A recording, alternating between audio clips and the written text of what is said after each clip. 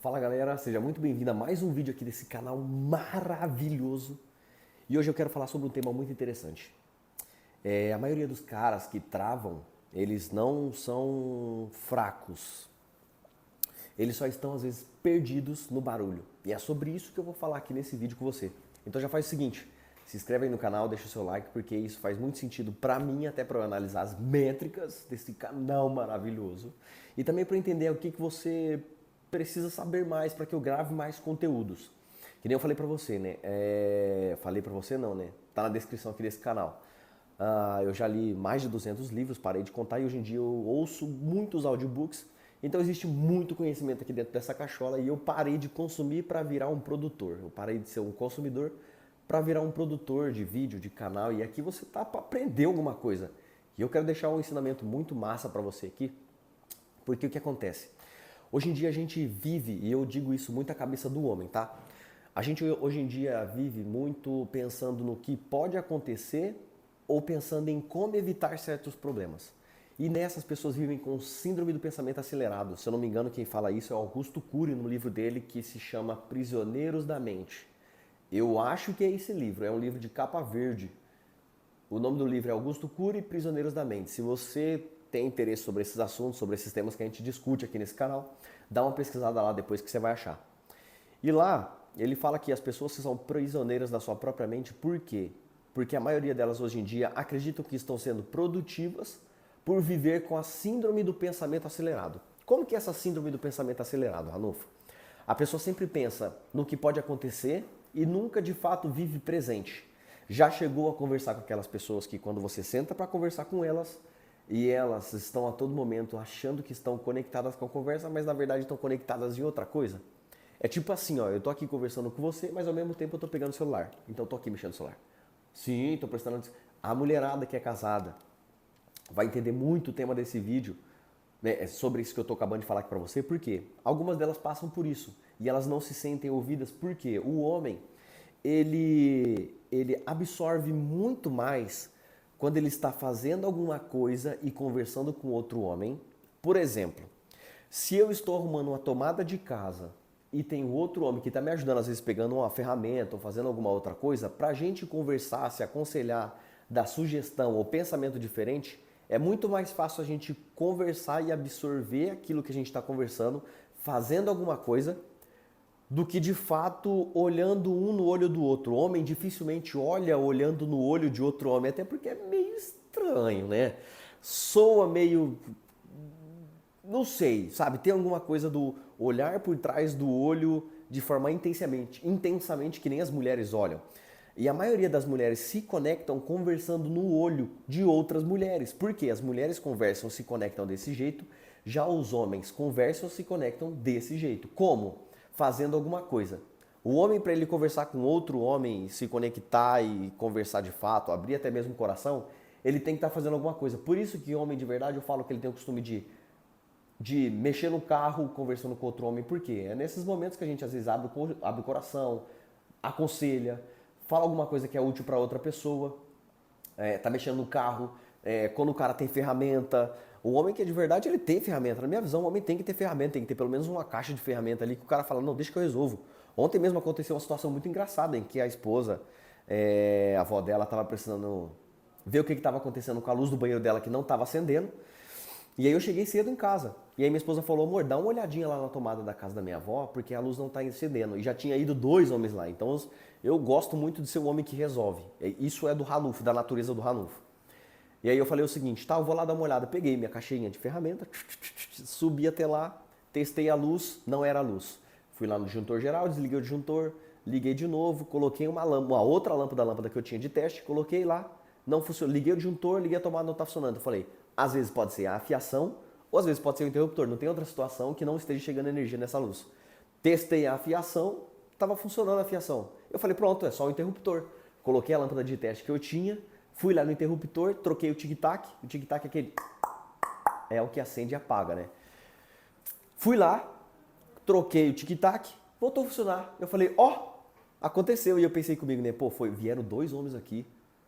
Provavelmente esses caras não entendiam muita coisa ou não queriam arrumar, enfim, são N motivos, mas eu fui o cara que fui lá e resolvi.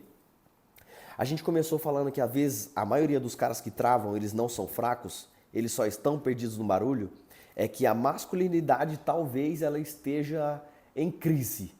Talvez eu digo porque existe solução para algumas situações. Por exemplo, eu estava na piscina do Samuel, eu estava na natação do Samuel 01 que eu tenho, e ele faz natação. E no banheiro, onde a gente estava trocando lá, tem outros homens e tal, né? E, pô, eu fico pensando nessas situações mirabolosas, sabe? Às vezes de, pô, já pensou se eu tô aqui, que nem eu vi um vídeo na internet, né, de um cara doido que entrou numa academia pelado e tinha um monte de homem dentro da academia.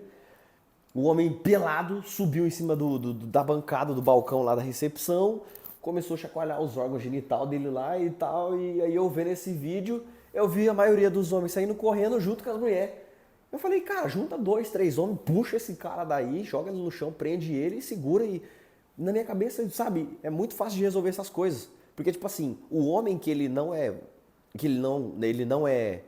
útil, ele é vulnerável, ele é uma ameaça para a sociedade. Entendeu? Tem um vídeo meu que eu falo que o homem não nasceu para ser feliz. O homem, ele se sente realizado na medida que ele é útil. Quanto mais útil um homem se sente, mais realizado ele é e automaticamente isso influencia na felicidade dele.